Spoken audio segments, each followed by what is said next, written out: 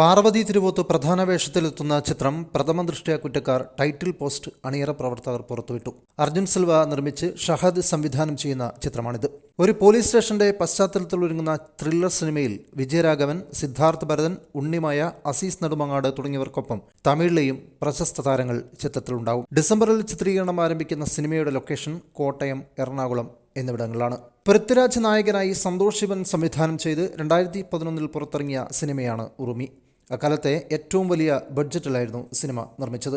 ജനീലിയ ഡിസൂസ നായികയായ ചിത്രത്തിൽ വിദ്യാബാലൻ, നിത്യമേനോൻ, പ്രഭുദേവ, താബു, ആര്യ തുടങ്ങിയ വമ്പൻ താരങ്ങൾ ആ ചിത്രത്തിൽ അഭിനയിച്ചിരുന്നു. ബോക്സ് ഓഫീസിൽ ചിത്രം പരാജയപ്പെട്ടെങ്കിലും ജനങ്ങളുടെ മനസ്സിൽ ഹിസ്റ്റോറിക് ടച്ചുള്ള സിനിമകളുടെ ഗണത്തിൽ ഉറുമിയും ഇടം പിടിച്ചു. ഇപ്പോൾ പുറത്തുവരുന്ന വാർത്തകൾ ഉറുമിയുടെ 2ാം ഭാഗം ഉടനുണ്ടാകുമെന്ന് അറിയിച്ചിരിക്കുകയാണ് ചിത്രത്തിന്റെ തിരക്കഥാകൃത്തായ ശങ്കർ രാമകൃഷ്ണൻ. തിരക്കഥ പൂർണ്ണമായും പൂർത്തിയായി. ഉറുമിക്ക് ശേഷമുള്ള 100 വർഷത്തെ കേരളമാണ് കഥാപശ്ചാത്തലം. 25 ഏക്കറിൽ സെറ്റ് ചെയ്ത ബ്രഹ്മാണ്ഡ ചിത്രമായിരിക്കും ഇതെന്നും ശങ്കർ രാമകൃഷ്ണൻ പറഞ്ഞു.